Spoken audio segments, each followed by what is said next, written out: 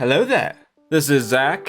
You may know me from my fan edits I've made of Star Wars Revenge of the Sith and the Clone Wars, and also The Bad Batch. And one of the most frequent comments or suggestions or requests that I've gotten on my videos about my fan edits are people saying that it would be cool to make a fan edit that is literally every canon Star Wars like movie and TV show episode edited into one long movie. And to that I say that's ridiculous, and I personally don't understand why anyone would want that. I just don't think that putting everything into a 200 plus hour long video file would add to the experience of it, when most of it you can watch or read or play in order without needing any sort of editing to achieve that. The reason why I edited the final arc of the Clone Wars together with Revenge of the Sith was because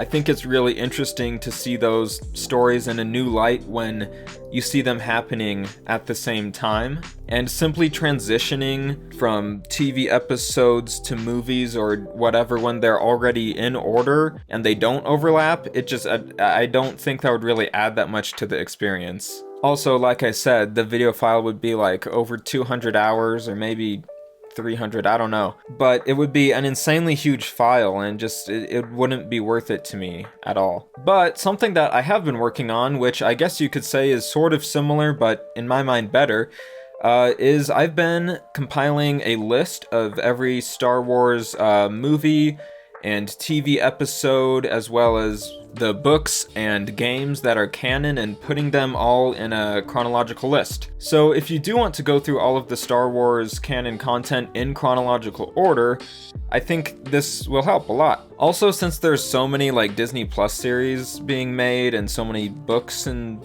stuff, I think it really helps to have a list like this to kind of keep track of where everything takes place. Also, if you are new to Star Wars, or if you've seen the movies or most of the movies and want to dive deeper into the TV shows, maybe even read some books, then maybe this video will help you know where to start. I'm gonna give my recommendations based off of my own personal opinions of all this content, which you may or may not agree with. And I'm gonna go over like all of the basics of the order in this video. But if you want more details, then click the link in the description that'll take you to a Google document that I have that has all of this listed out very cleanly in order. It has notes from me on who I would recommend each piece of content to, and it also has links that you can click to go directly to the Disney Plus watch page for each episode or movie. So yeah, it's pretty useful. Before we go through the list, just a few more things that I want to mention are that I continuously update this list, not after every single episode that comes out, but I do update it pretty frequently. So if you're watching this video some distant time after I make it, I most likely will have updated the Google document that's linked in the description with the new stuff that has come out since I made this video. Also, I want to say mild spoiler warning for all of the things I talk about in this. I will try to spoil as little as possible, but in simply bringing up what some of these stories are, like, you kind of can't avoid a few spoilers, but you know, I'll try to keep those to minor spoilers as much as I can. Now, I know there's different levels of Star Wars fans. Some people are really into it, like me, where they like consuming most or all of the stories. There's people who are really into it who don't like the new canon as much, but like the older Legends expanded universe more, which is great. That's not going to be on this list, but that's fine if you like that. Then there's people who are, you know, more casual. Maybe they've just seen the movies, or they've also seen the Mandalorian, but not the animated shows or something like that. And all sorts of varying levels. So really, you can skip most Star Wars stories that are on this list if you just don't care about them, if it's just not your thing, because I mean, there's a lot of variety here, and not every story is going to be for everyone. Okay, so starting off with the list, one more thing to mention is that the whole chronological order thing, it's a little bit of a lie, not really, but there are certain stories that I don't think you should watch or experience in chronological order, because I think it's better either for the flow of the pacing of the overall narrative or for tonal reasons to watch a few things a little bit out of order, which I will explain, but most of that ends up coming up with the Clone Wars series. There's some arcs that get separated if you watch it in the true chronological order, and I think it just makes the most sense to experience arcs together to get that full story at a time. And then there's also some things such as there will be a silly droids arc in the middle of the later seasons that are very dark, and it's just tonally strange. So I've moved arcs like that forward in the timeline to just move it out of the way of the dark stuff so the tones don't clash as much. But anyways, for all of the things that aren't in chronological order like that, you honestly won't even notice it if you just go through the list in this order, so it really doesn't matter too much. Alright, speaking of not watching in chronological order, the first thing that I think you should watch if you are a new Star Wars fan who has seen nothing from Star Wars is the original trilogy. Those are the first 3 films that were made in the 70s and 80s that kicked off what Star Wars is. These movies are really the core story of Star Wars, and everything that has been made since has built off of concepts introduced in these movies. Also, if you watch some of the prequel content before these movies, it'll spoil certain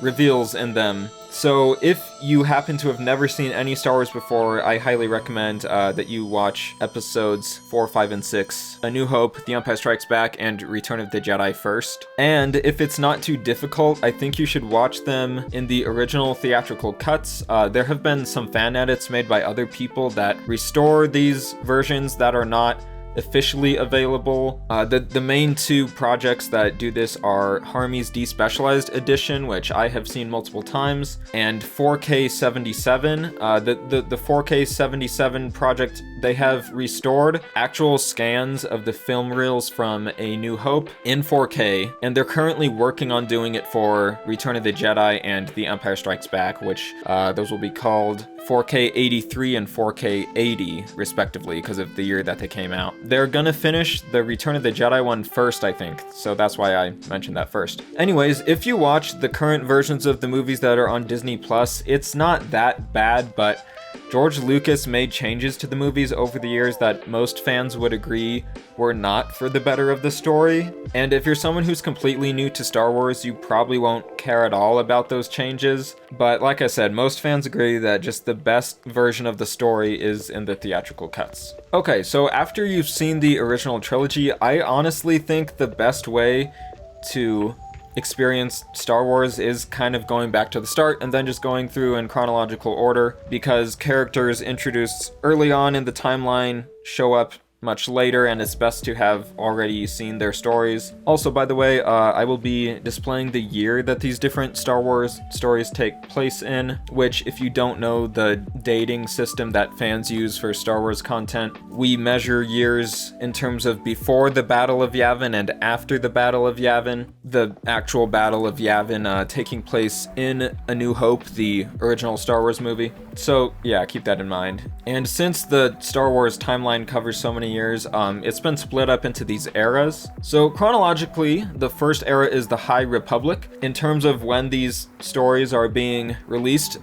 this is the newest era, and right now it is mostly in books and comics. When it comes to books on this list, I think I have every single adult novel on it. I don't think I have all of the young adult novels on it right now. I might add all of them. And then I have a few junior novels, because there's books for like different reading levels that they publish. And I also haven't read all of the books. I've read maybe almost 25% of them, so I've read a decent amount, and I will give recommendations on the ones that I have read, but the ones that I haven't, I can't give an opinion on, and my placement of it in the timeline is just as close as I can tell, having not actually read it. So that's something that could change after I do read it. I might think it's better to read that book at a different point in the timeline. And I have indicated in the document of this that the books are optional. They pretty much flesh out characters or events from the films and series that weren't explored very much in them. A lot of them are really good, but I get that like some people just don't like reading. You could also listen to audiobooks if you don't like reading, but the books are pretty much optional. Now, that being said, when it comes to the High Republic, right now the books are the main part of the story. And it's not like that with other eras, but you should start with the book Light of the Jedi. This is one of the only books in the era I've read so far, just because I'm not all the way caught up on it. But this book is really fantastic. It sets up this whole era that takes place 200 years before the movies, where the Jedi are in their golden age, and them, along with the whole Republic, is not corrupt yet, and the Jedi are more accepting of things in the Order, and you see a lot of unique Jedi and ways that they use the Force. I really like how they've explored all of this. It's a very fresh take on Star Wars, but it like completely fits in universe as like a part of the history of the galaxy. And I highly recommend Light of the Jedi. Even if you haven't read a single Star Wars book yet, I think this is a very good entry point, since unlike most of the other books, these main High Republic novels are the main story instead of just supporting stories, and it really does feel like you're reading a movie, like a brand new Star Wars movie. There's just such a great epic scale and really great new characters introduced in this book. Next is the young adult novel Into the Dark. I haven't read this yet, but apparently it takes place during Light of the Jedi, and I think a little bit before it, but just based on what I think of Light of the Jedi, after reading that, I think that's the best entry point into this era, so I think most likely you should read Into the Dark after. Then we also have the junior novel, A Test of Courage. I listened to the audiobook for this, and I thought that it was alright. If you really like the High Republic era and want to get more of it, then this is a pretty good story, but I mean, at the same time, it's very skippable. And it's not like it was the greatest thing ever, but it wasn't bad. And that also takes place sort of during Light of the Jedi, but I'd say just read Light of the Jedi first and then read things that kind of overlap with it. And then I have a few comics on this list. I'll be honest with you guys. Personally, I don't care for comics that much in general. They're just not my preferred medium for storytelling. So I'm not into comics that much myself, so I don't have that many of them on the list. Also, if I did include all of the comics on the list, they would kind of dominate it because there's so many. So there's just a few here and there. Maybe if I get more into comics in the future, I'll make like a different list that does include all of them, because I wouldn't want to put them on the same list because, like I said, there's so many that almost the entire list would just be comics. So the rest of the High Republic content that is currently out, I have not read yet, but I will go through what, at least based on my research, seems to be the chronological order to read them in. There's the manga, Edge of Balance, the novel, The Rising Storm, which is the sequel to Light of the Jedi. I've heard a lot of good things about it, and I can't wait to read it once I get the time to do so. There's a junior novel, Race to Crash Point Tower, which takes place during The Rising Storm. And then there's the young adult novel, Out of the Shadows, which is a sequel to Into the Dark, I believe. And then also, there's an audio drama called Tempest Runner. Later this year, or actually this month, we're getting more High Republic books. There's The Fallen Star, which is the sequel to The Rising Storm, so the third of the adult novels. Mission to Disaster, which is a junior novel, and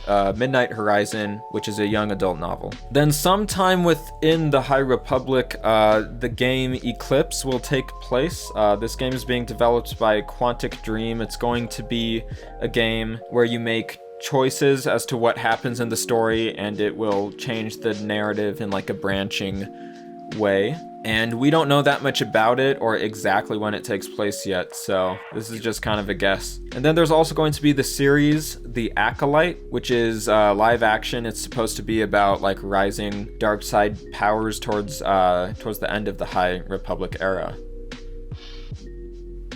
Okay, so the next era is the Fall of the Jedi. This is the main prequel era that mainly tells the rise and fall of Anakin Skywalker. Releasing this year is a new novel called Padawan, which is about Obi-Wan when he's a Padawan to Qui-Gon, and it's going to take place sometime before the novel Master and Apprentice, which is also about Obi-Wan being Qui-Gon's Padawan. I've read that book. It is very good. If you like those characters, I highly recommend that you read it. And if you want more clarity on why Qui-Gon oftentimes disagreed with the Jedi Council and like where the Chosen One prophecy comes from, then this is where you actually find those answers. Then there's the young adult novel Queen's Peril, which is about Padme and how she becomes queen and how she gets all her handmaidens who are decoys and bodyguards. And then it ends up overlapping with the Phantom Menace after you finish chapter 15 in the book. So if you're going through all of this for the first time, which most likely I don't think that many people who haven't seen the Phantom Menace are gonna read some book first, but I mean, if you just so happen to be doing that, yeah, then stop at chapter 15, then watch the movie so it won't spoil the movie, then finish the book. I don't really recommend this book that much. It's kind of a political thriller, but I found the plot to not be very engaging, and it's also sort of like a chick flick. So if you're into chick flicks, you might like it, but it wasn't really for me. It gives some more context to the background of what's going on in The Phantom Menace, which is nice though. Then we have Star Wars Episode 1, The Phantom Menace. This is the first episode in chronological order of the Skywalker saga. And this really is a necessary piece of content in order to understand other stories in the prequel era. The first two of the prequel trilogy films aren't regarded as being the greatest. They have their flaws. They can be kind of enjoyable anyways, but they really are necessary to understand the rest of the prequel content. I have also included the Forces of Destiny shorts in this. Basically, they're these 2D animated, like they're usually like 1 or 2 minute long short episodes that are like very made for kids, and most of them are skippable. Heck, all of them are skippable, but some of them are fun to watch anyways. I'm not going to talk about any more of them in this video, but if you go to the Google document, they are in the list with individual recommendations on each one. And then 4 years after The Phantom Menace, we have the young adult novel Queen's Shadow. This book is about Padme transitioning from being the Queen of Naboo to being a senator. I have started reading it, but I haven't finished it yet.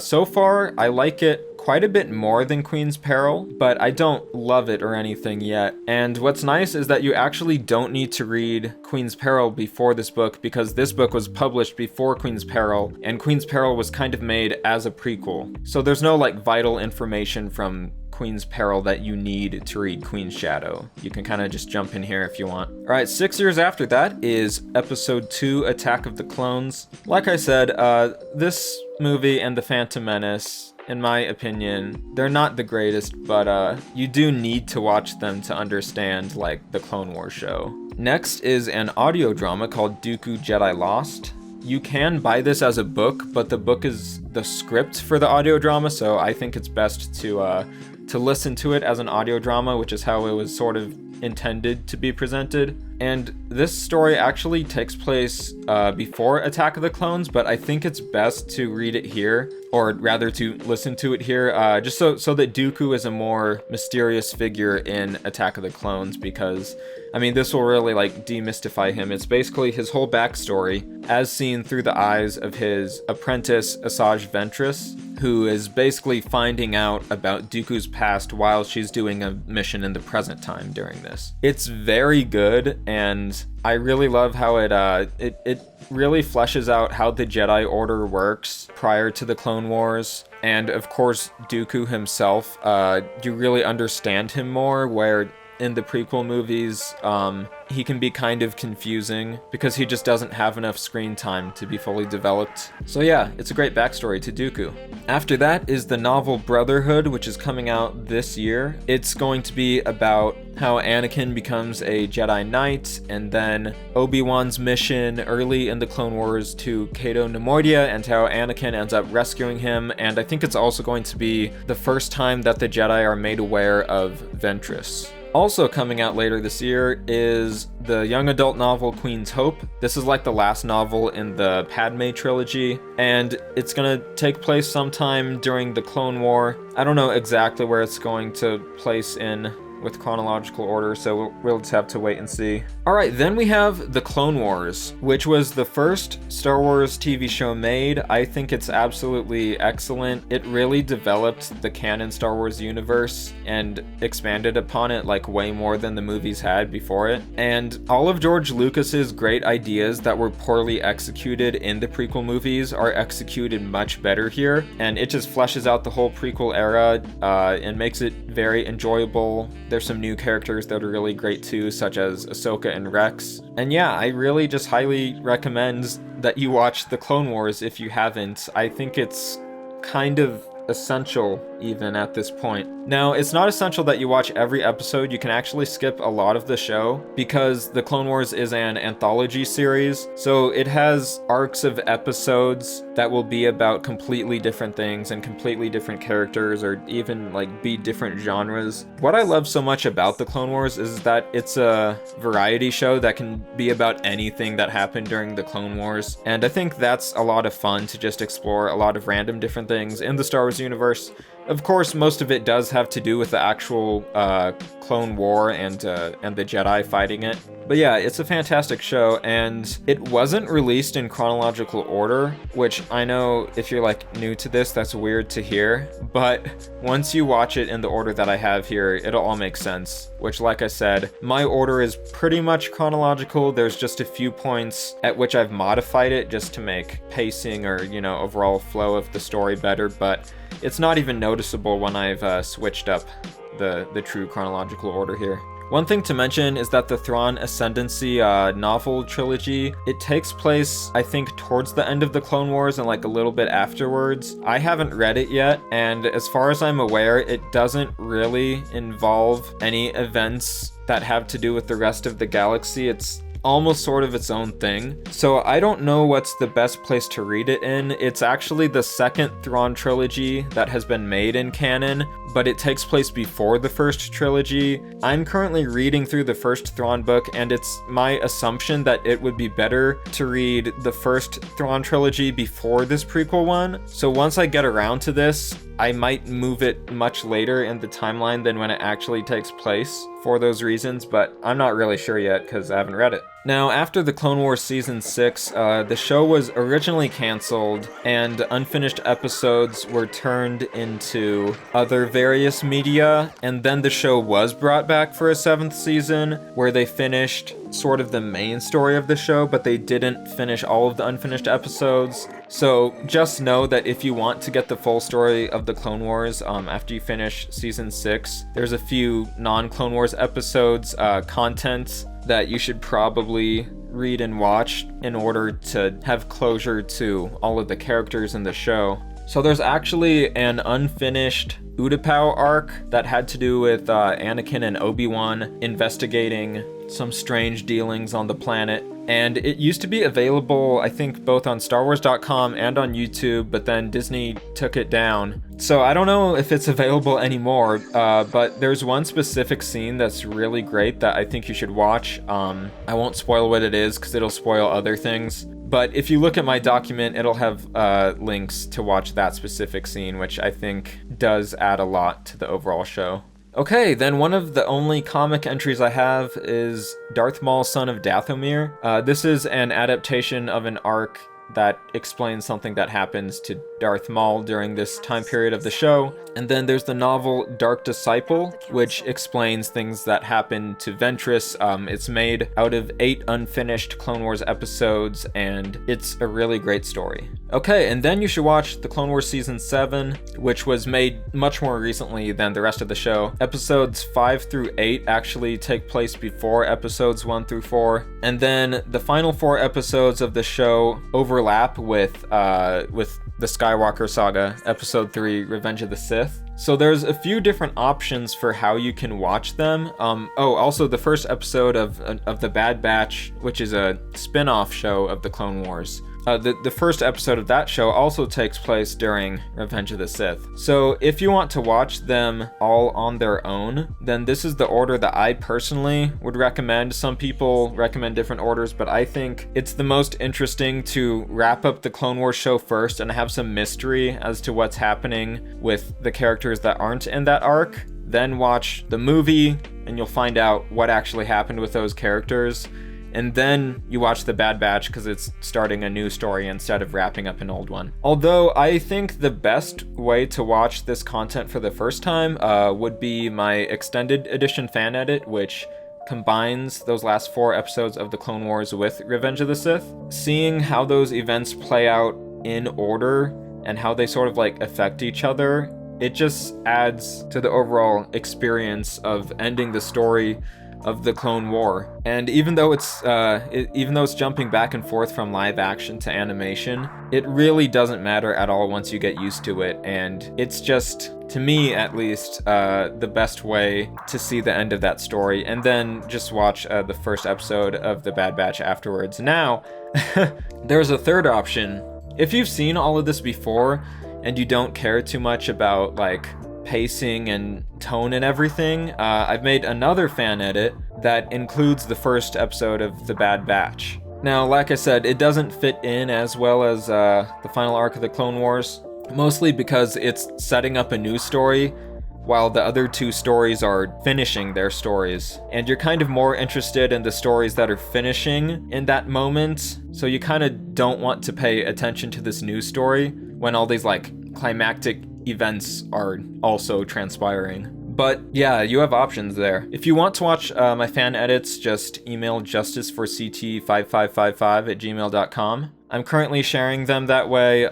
Please be subscribed to Disney Plus so that it's not pirating and so that Disney doesn't get mad at me. If Disney does get mad at me, I'll have to stop sharing it. So hopefully that doesn't happen. But yeah, till then, that's how you can watch it. By the way, I just want to take a quick break from going through this list to let you know that I make a lot of videos that aren't just about Star Wars. I do reviews of movies, series, books, video games, and music. And the next review that I am currently editing is a review of the greatest film of all time, Paddington 2, of course, which I made with my sister. So yeah, here's a quick sneak preview. Coming soon! Okay, so with that, we enter a new era, which is the reign of the Empire. We have The Bad Batch here, which if you don't know what this series is about, it's a spin-off from the Clone Wars about the Bad Batch that was introduced in Season 7. They're a group of clones who are all genetically mutated to have like specific abilities that are different from normal clones. And I think The Bad Batch is a really interesting look at the transition from the Republic to the Empire, and it also just has really great characters. Alright, now the last comic that I have included on this list for now is Darth Vader, Dark Lord of the Sith. There's 4 like main volumes of this comic, and I have all of them on the list, but I don't think you should read all volumes at once necessarily if you want to sort of stay with chronological order. This comic is really good at like expanding on Vader's fall to the dark side, because in Revenge of the Sith, it is kind of sudden and you sort of wonder why he's not questioning Palpatine more about these things, and all of that gets answered in this comic series. It's also really exciting. You see Vader hunting down Jedi survivors, and it picks up literally like right at the end of Revenge of the Sith. I recommend reading this first volume of the comic after episode 3 of The Bad Batch, which is just because in episode 3 of The Bad Batch, that's when Tarkin leaves Kamino, and after he leaves Kamino has to be where he meets up with Vader and the Emperor in the epilogue of Revenge of the Sith, which takes place shortly after a scene with Tarkin in this comic. So yeah, it's not as confusing as you think once you just read it in this order. When it comes to The Bad Batch, you can't really skip episodes. There's 2 episodes I've put on here that maybe you could skip, but I really think you should just watch the whole thing. It's not an anthology series like the Clone Wars, so it is just one continuous storyline, so it gets confusing to skip parts of it. And then sometime later this year, we're gonna get season 2 of The Bad Batch, which will obviously take place after season 1. Then I have the next 2 volumes of the Darth Vader Dark Lord of the Sith comic. And then 1 year after Revenge of the Sith, we have the young adult novel Ahsoka, which overall, I like the story that was told. I just think that the actual plot of the book, especially during the middle act, was quite boring. So if you're a big fan of Ahsoka, I definitely think that you should read this. If not, I would say skip it, but it does a great job of developing her after the rise of the Empire and how all of that has like affected her and who she chooses to become next, sort of, if that makes sense. Also, the audiobook is narrated by her voice actress, Ashley Eckstein, so that's sort of like an added bonus to listening to the audiobook for that one. Okay, next we have Catalyst, a Rogue One novel, which is one of the novels that's a prequel to the movie Rogue One. This book is about Galen Erso, who's a scientist who ends up working on the Death Star without knowing that he's working on the Death Star. This is probably my second favorite Star Wars book that I've read so far, and that's just because it feels like a really unique story. It's like a slow-moving political thriller where Orson Krennic is manipulating Galen to work on the Death Star, and it's just really interesting.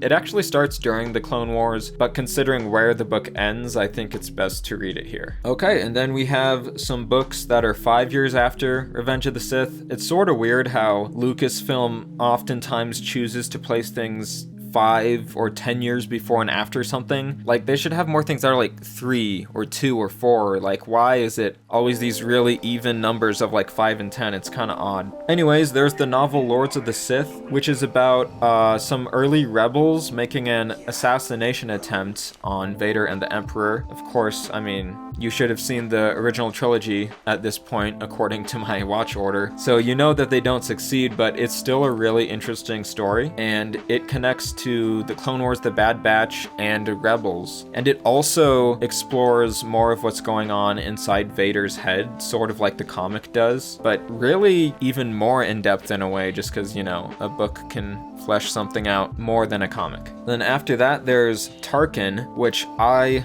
loved. This, I guess, if I'm still trying to rank these, this might be my third favorite of the books so far that I've read. This is just a character study of Grand Moff Tarkin. It shows his backstory and current events going on, and it sort of tells the story of how he ends up working closely with Vader. And something that I really love about this book is it doesn't really treat Tarkin as a villain. It's just the story is told from his point of view, and you really understand him and where he's coming from, even though, you know, he is like pretty much pure evil. The author of this book, when writing from his perspective, doesn't see him as pure evil, just sees him more as like logical. And this definitely made Tarkin a much more interesting character for me. I mean, I already loved him. I mean, I hate him, but love him at the same time. Yeah, this just, it really fleshed him out into being one of the strongest villains in the Star Wars universe. Okay, then there's the fourth volume of Darth Vader, Dark Lord of the Sith, the comic. Yep. And then the video game Jedi Fallen Order. This is my favorite Star Wars video game. It's very fun to play, and it has a great story. It plays sort of similar to the Dark Souls or like Bloodborne or Sekiro type games, but sort of easier and kind of clunkier, but I mean, it's still a lot of fun. If you like those type of games, I definitely recommend playing this game on the hardest difficulty. I think it just adds to it if you're someone who's experienced with video games and likes that type of action game. And yeah, it's also just a really great story about a Jedi who survived Order 66 and him kind of dealing with the trauma of that and figuring out where to go next. 1 year after that, we have the young adult novel Most Wanted. This is a prequel to the movie Solo, and it fleshes out Han and Kira more with their life on Corellia prior to the film. I wasn't necessarily expecting to like this book that much, but I really enjoyed it actually. And I think that watching Solo after reading this book does add a lot to Solo. I don't think that Solo needs this book in order for you to understand what's going on in the story, which I don't think the movies should ever like fully rely on books, because I think that's kind of unfair to ask moviegoers to have to read a book before they watch a movie. I mean, it could be done, but it would just be weird. Anyways, I really had fun with the quick story in this book. It's a pretty fast read, and Kira especially shines in this, and it just adds more meaning and depth to Solo. Solo if you watch Solo after reading it. But before Solo, I actually have the novel A New Dawn on the timeline because although Most Wanted takes place shortly before Solo's prologue scene, the rest of the movie takes place 3 years later. So A New Dawn is about Kanan and Hera from Rebels and how they meet. Honestly, I didn't like this book that much. It was okay. I think Kanan gets some really good character development, but the plot it's very slow moving. I didn't find all of the new characters to be all that engaging and interesting. So I would say if you really like Rebels and Kanan and Hera, then you should read it. If not, it's perfectly fine to skip it. Alright, then 1 year after that, we have Solo: A Star Wars Story, which I guess is a bit of a controversial movie amongst the fan base right now. It performed horribly at the box office. It flopped pretty hard, but there's been a real cult following of people who like the movie a lot that's risen up since it came out. And I am amongst that cult, you could say. I never wanted an origin story to Han Solo. I thought it was completely unnecessary. But the movie, I think, is actually really good and ends up being worthwhile in the long run. It's a story we didn't need, but it's a good story, and I like how it explores the underworld of Star Wars, which is something that we don't see as often as we should. And yeah, I think it's just a strong story on its own as well. There is a Lando series that has been announced. We know pretty much nothing about it other than that it's called Lando, so we don't know when it takes place, but my best guess for now is that it'll be with the young Lando played by Donald Glover and probably take place around Solo. It might be a bit before, a bit after, or it could be further in the future. We don't really know, but yeah, that's my guess for now. Alright, so 1 year after Solo, we have the Obi-Wan Kenobi series that's coming out this year. It's going to be 6 episodes long, and it's going to be about Obi-Wan when he's on Tatooine watching over Luke, and apparently he's going to confront Vader again, which I guess isn't really a spoiler because Lucasfilm has said that already, even though it would normally seem to be a spoiler to me. Anyways, once that show is out, I will add links to watch each episode to the Google document. Okay, then for now, I'm gonna put the novel Thrawn after Obi-Wan Kenobi. And I don't know what's the best place in the timeline to read this yet. I'm actually halfway through reading it right now, and it takes place over a few years of time. So I'm trying to find the right balance of where to put it on the timeline in a way that won't spoil future content, but won't be something that you read and it feels like you're reading it too late when most of it takes place earlier. So this is kind of my guess right now. And in terms of recommendation, so far, I like it quite a bit. It's not quite one of my favorite Star Wars novels, but I do really like all of the stuff with Thrawn. And really, most of my issues with the book so far are that about a third of it doesn't really have to do with Thrawn, at least halfway through the book. And those parts of the book aren't bad, it's just that every time I'm reading one of those chapters, I just wish I was reading a chapter that's about Thrawn, because he's a much more interesting character. But yeah, that novel ties into Rebels and sets him up as a character in Rebels. Okay, then we have A New Era, The Age of Rebellion. Now there's actually kind of a pretty big time jump here where they haven't made a lot of content between Kenobi and Rebels yet, but 4 years after Obi-Wan Kenobi and 5 years before A New Hope, we have Andor, which is also coming out later this year. It's going to be about the rebel Cassian Andor who was in Rogue One, and the series is kind of going to be a prequel about the early Rebel Alliance building up to Rogue One, I guess, and it's supposed to be like a spy thriller. They've said that it takes place 5 years before Rogue One, meaning that it'll take place around the same time as the first season of Rebels. So I don't know yet if it'll overlap with it at all. It might, and if it does, it might not even be noticeable. I don't know yet, so we'll just have to wait and see. Also, it's supposed to be 12 episodes, but I've recently heard rumors that they might be splitting the 12 episodes into 2 seasons, and each one would have 6 episodes. So I'm not sure about that yet, but of course I'll add it to the Google document once it's out. Okay, then we have the animated show Rebels, which in a way is sort of like a sequel to the Clone Wars, because some of the characters from the Clone Wars come back, but it is primarily about new characters and the forming of the Rebel Alliance leading into the original trilogy. Rebels is more made for kids than the Clone Wars was. The Clone Wars is very easy to watch as an adult for most of the episodes, at least. Rebels I found to be a bit of a struggle during season 1 to get through, since it's much more geared towards children, but for the most part after season 1 it's a lot easier to watch and is just overall more interesting. There are a few shorts, like short episodes that take place before the start of the show, but they're all like really short and they don't really add anything to it, so you don't need to watch them, but you can if you want to. So when it comes to the actual Rebels show, if you're skeptical of watching it because it being made for kids a bit more than Clone Wars was, then you can honestly skip pretty much all of season 1 and start the show with season 1, episode 13, Call to Action, because this is where the story really picks up and you can put together the main story of this show and sort of what's been going on from this episode, because you really haven't missed all that much that's completely necessary up to this point. It is better to watch all of season 1, but like I said, if you're not as into it because of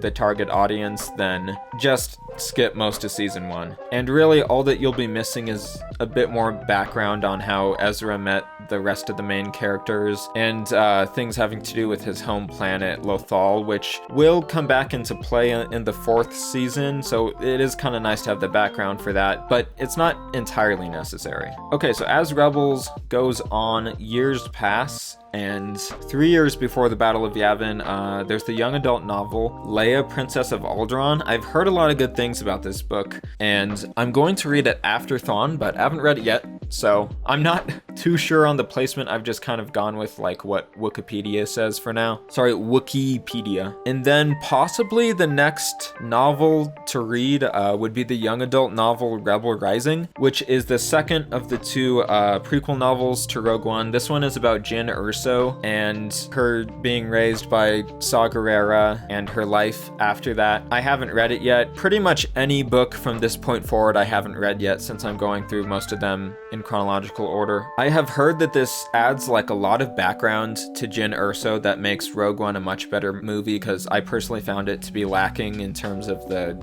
characters in the movie. But for now, I'm also not sure what's the best point at which to read this book, because it pretty much covers Jyn's whole life up to Rogue One. I think it ends right before Rogue One, but Saw Gerrera plays a major role in it, and he ends up showing up in seasons 3 and 4 of Rebels, so I'm guessing it might be best to read it after season 2 of Rebels and before season 3 to get the background on Saw Gerrera before going into the show. Not that it's necessary or anything. Like I said, pretty much all of these books are completely optional, but if you're gonna pick a best point to read it, that's my guess for now. But yeah, I'll update it once I have actually read it. Then after season 3 of Rebels, there's the second book in the first Thrawn trilogy, which is called Thrawn Alliances. I haven't read this one, of course. I'm still on the first Thrawn book, but this one is about Thrawn working with Darth Vader, and then it also has flashbacks to something he worked on with Anakin during the Clone Wars. Obviously, this being a sequel to Thrawn, I don't think it makes sense to read this back during the Clone Wars. Also, since one of the stories in this book takes place like in the current time after Rebels season 3, I think this just makes sense to read it here. Okay, and then there's Rebels season 4, and during Rebels season 4 is the third Thrawn novel called Treason. I've heard that Thrawn ends up sort of being at odds with Orson Krennic in this, which excites me because I really liked Krennic in Catalyst. I haven't read it. Apparently, it takes place during the time that Thrawn leaves Lothal and before he comes back for like the season finale. So yeah, of course I'll update that with what I think is the best order to read and watch the show in after I've actually read that. All right, yeah, and then you just finish Rebels. One thing to mention is if for some reason you didn't watch the original trilogy before starting the chronological order and like you've never seen it ever, which is a really rare situation, but if you're in that situation at this point, don't watch the epilogue scene of the last episode of Rebels, once there's like a fade to black, because that scene takes place after the original trilogy and will spoil things in it. And then at this point, we are less than 1 year before A New Hope. I've put the junior novel Guardians of the Whills on here. The characters of Chirrut and Baze, it sort of expands on them and gives them a little bit of a backstory. I didn't put that many junior novels on this list, but for whatever reason, I was intrigued enough to get this book, so I'm going to end up reading it once I get here in the timeline myself. Okay, and then we have Rogue One, a Star Wars story. I wouldn't say that this movie is like essential, but it does add more background to the Empire and the Death Star and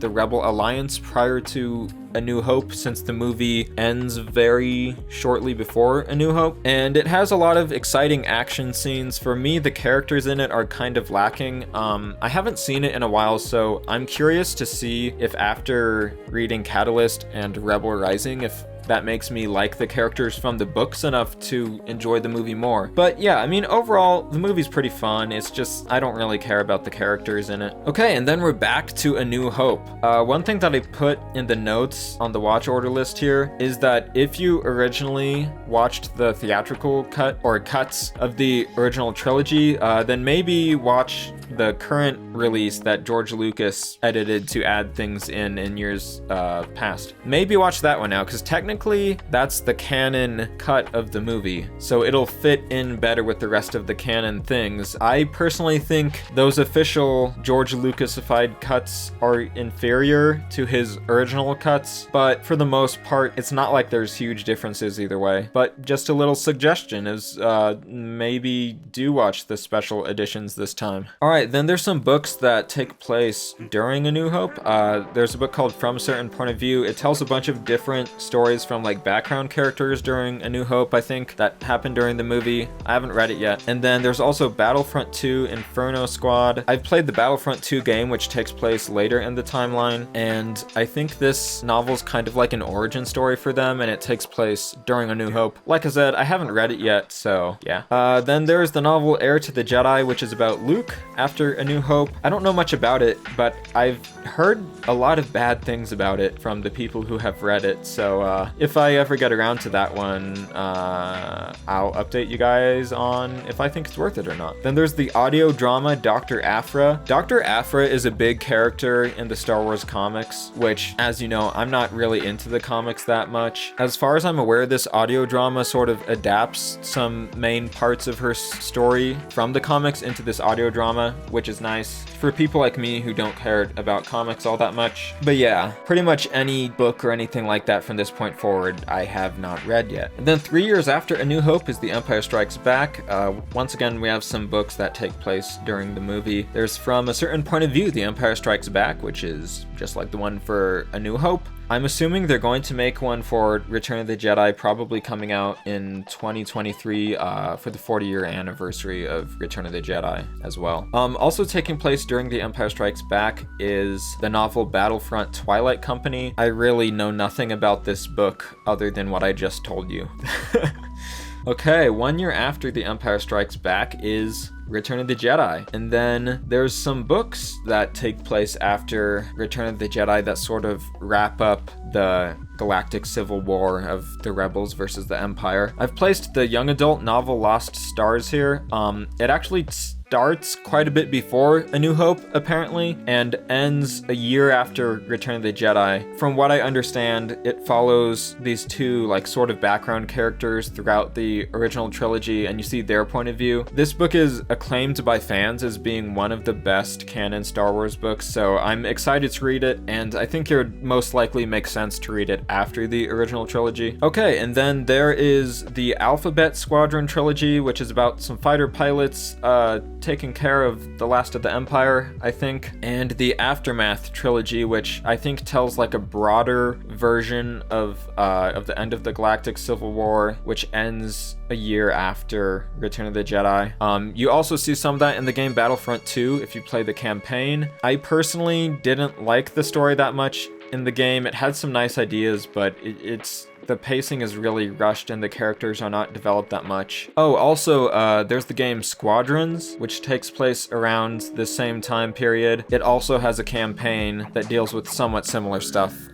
with fighter pilots working to finish the war with the Empire. And I haven't played that game at all. It would be interesting to check out at some point, though. I'm gonna take one more break from the list, just to let you guys know that if you like my content, whether it be my reviews or fan edits or this type of thing that I'm just doing randomly because I feel like it, I do have ways that you can support me with your money if that's something that you feel like doing. Of course, it's not necessary, but I do have a Patreon and also channel memberships. They will get you access to a few exclusive perks, such as behind the scenes videos and some update posts on what I'm working on that I don't share publicly. If you're feeling generous and don't want any of those perks or rewards, you can also just donate to me through YouTube's Supers feature or through Streamlabs. There will be links to all of that in the description.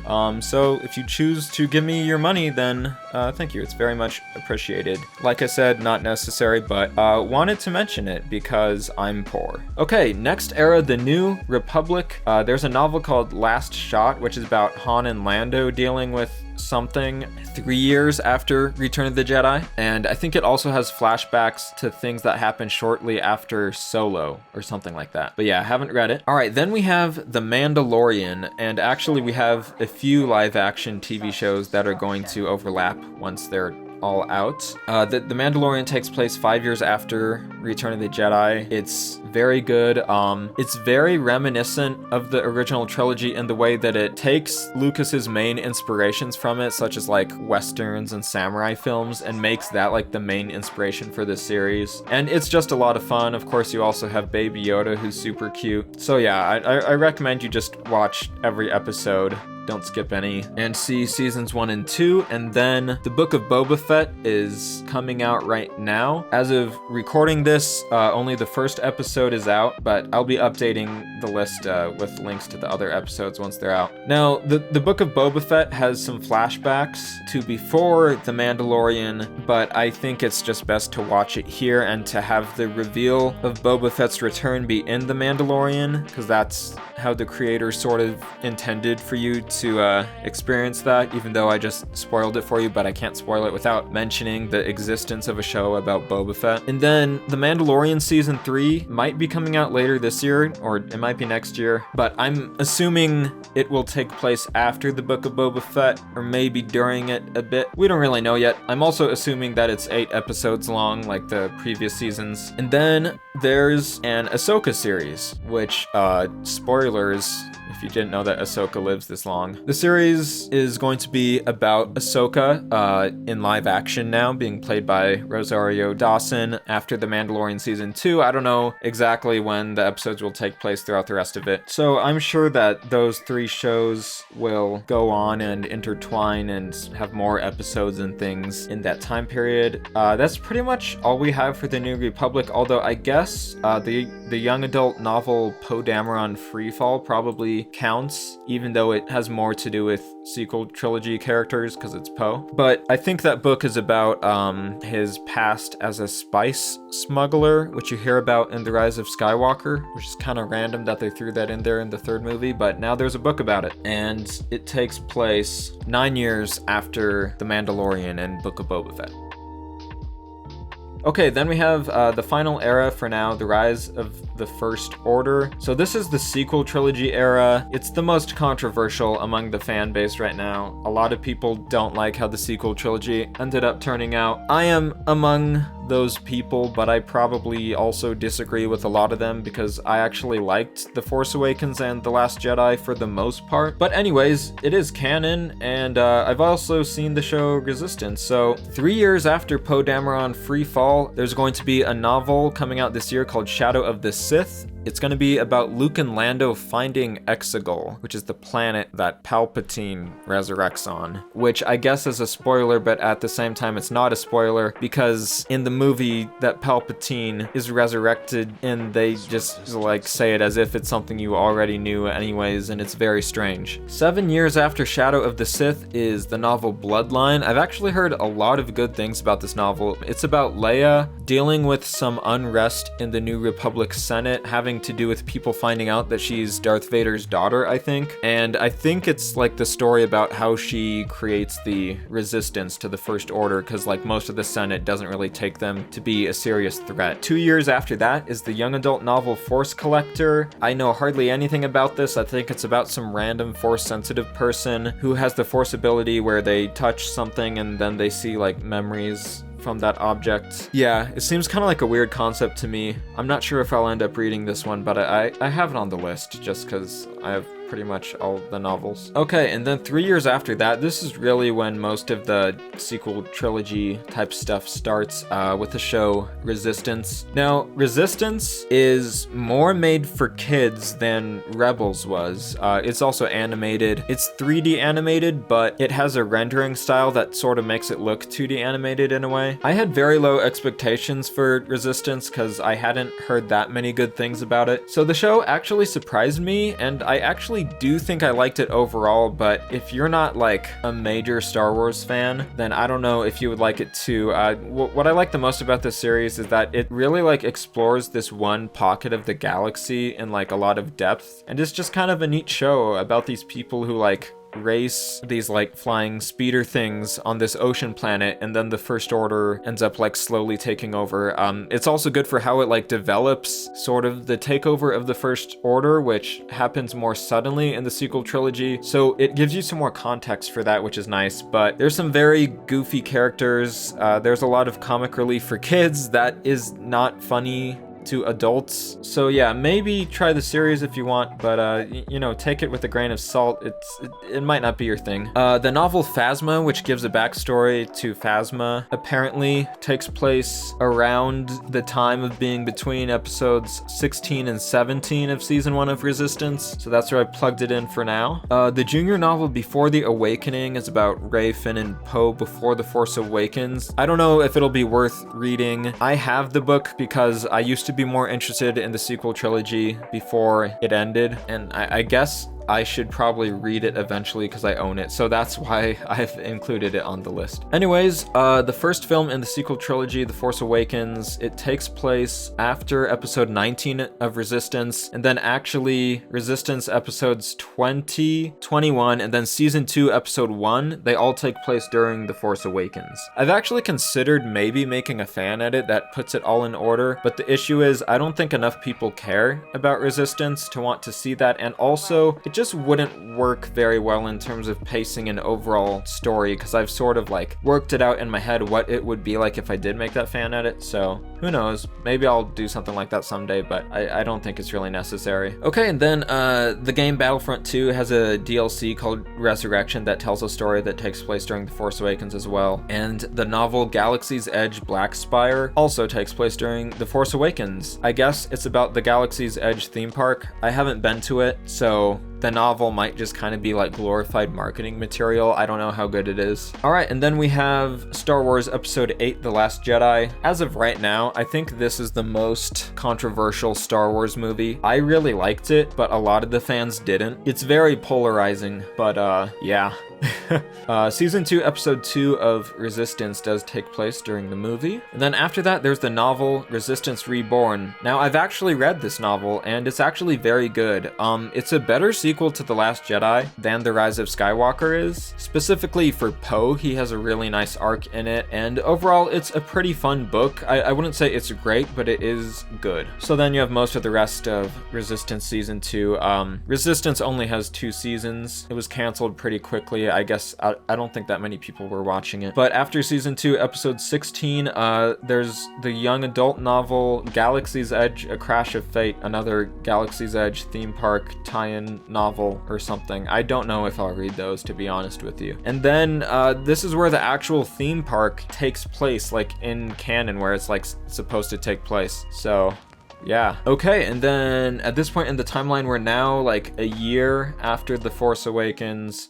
We have the last 3 episodes of Resistance, and then The Rise of Skywalker, which is the last episode of the Skywalker saga. For now, maybe ever? I don't know. The Rise of Skywalker goes in a very strange direction that I really didn't like, being someone who was a fan of the first 2 sequel trilogy films, and it has story decisions in it that are so strange that it has made me sort of have valued the whole sequel era a lot less. I'm still kind of getting over it. I mean, you know, I'm not angry anymore, but it's just disappointing still that it kind of ended up like this. Perhaps future stories will better lead into and provide more context into some of the weirder things in The Rise of Skywalker, such as Palpatine coming back, but I guess we'll just have to wait and see. Then there's a movie called Rogue Squadron. I think it was recently delayed, and I'm not sure if it takes place after the sequel trilogy, but in the like official post about it, they said that it takes place in a future era, so I'm guessing that means it takes place after the sequel trilogy. It's going to be about fighter pilots that fly X-Wings, and I don't think we know that much else about it yet. So that is the end of the chronological canon